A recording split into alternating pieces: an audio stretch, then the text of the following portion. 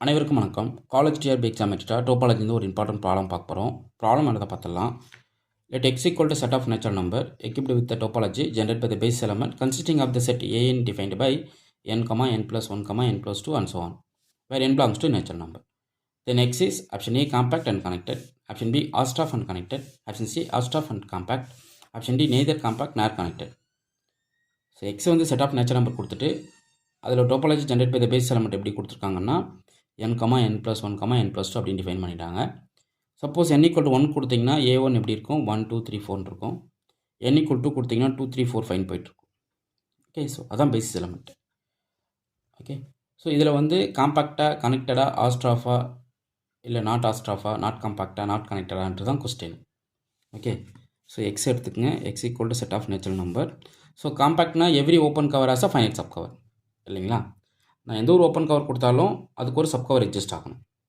Any open cover as a finite sub cover அப்படின்னா அது compact, இல்லைனா கிடையாது. ஓகே, ஸோ நான் என்ன பண்ண போகிறேன்னா என்னுடைய ஏன்றது என்னென்னா A N equal to n n plus 1 இதான் basis element n plus 2 and so on. So இதை வச்சு ஒரு டோபாலஜி ஜென்ரேட் பண்ணிக்கிறோம். வேறு n belongs to natural number. So இது வந்து எனக்கு வந்து ஓப்பன் கவர், ஏன்னா இது எல்லாமே elements topology. It is an open cover for x. இப்போ இதுக்கு வந்து ஃபைனைட் சப் கவர் கிடைக்கும் அப்படின்னா கிடைக்கும். என்ன ரீசனா, இப்போ n equal to 1 கொடுத்தீங்கன்னா வச்சுக்கிங்களேன், a1 என்ன கிடைக்கும்னா 1, 2, 3 அண்ட் ஸோ 1 கிடைக்கும். இது என்டையர் நேச்சர் நம்பர் வந்து கண்டெயின் ஆகிடுது. ஸோ இந்த ஓப்பன் கவருக்கு ஒரு ஃபைனைட் சப் கவர் ஒரு எலமெண்ட் எடுத்தாவே போதுமானது இந்த கலெக்ஷன் ஆஃப் பேசிஸ் எலமெண்ட்லேருந்து. ஸோ என்ன கவர் பண்ணிக்கலாம். அப்போது n இஸ் காம்பாக்ட்ன்றது ட்ரூ. புரியுதுங்களா. ஸோ இதான் எனக்கு யூனியன் ஆஃப் ஓப்பன் கவர்ஸ். அதுக்கு ஒரு ஃபைனைட் சப் கவர் கொடுக்கணும். நான் n equal to 1 கேஸுக்கே முடிச்சு விட்டுறேன்.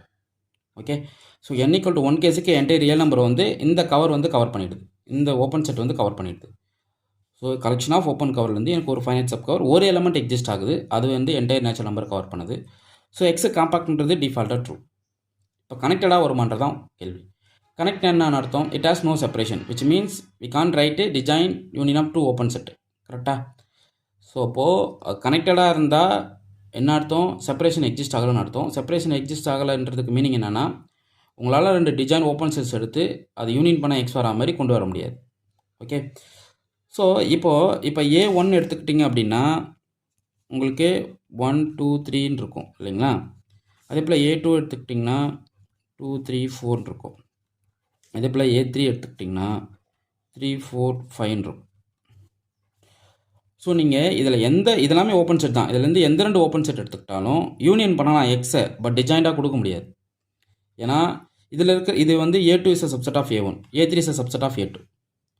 இப்போ நீங்கள் வந்து யூனியனாக எழுதணும்னா கண்டிப்பாக A1 டிபெண்ட் பண்ணணும். ஸோ A1ஐயும் A3யும் எடுத்து நீங்கள் யூனியன் பண்ணுறீங்க அப்படின்னா எக்ஸ் கவர் ஆகிடும், பட் டிசைண்டாக கொண்டு வர முடியாது. புரியுதுங்களா. Okay, so whenever m is less than n, am is intersection with an is non-empty for any m, n belongs to n. So separation exist ஆகலை. இங்கே ஏன் எல்லாம் ஓப்பன் செட் தான், பிகாஸ் இது எல்லாமே basis element. So it is an element of டவாக consider பண்ணலாம். ஸோ என்ன பண்ண முடியாது, உங்களால் டிசைன் ஓப்பன் செட்ஸாக கொடுக்க முடியாது. பட் ஓப்பன் செட்ஸ் எக்ஸிஸ்ட் ஆகுது, பட் டிசைன் கிடையாது. ஸோ அப்போ ஸ்டில் எக்ஸிஸ்ட் நவா இருக்குது, கனெக்டடாக இருக்குது. Therefore x is connected. புரியுதுங்களா. ஓகே, ஆஸ்ட்ராஃப் வருமா, கண்டிப்பாக வராது. ஏன்னா எந்த 2 எலமெண்ட் எடுத்துக்கிட்டாலும் டிசைன் நெய்பர்ஹுட்ஸ் கிடைக்கணும்.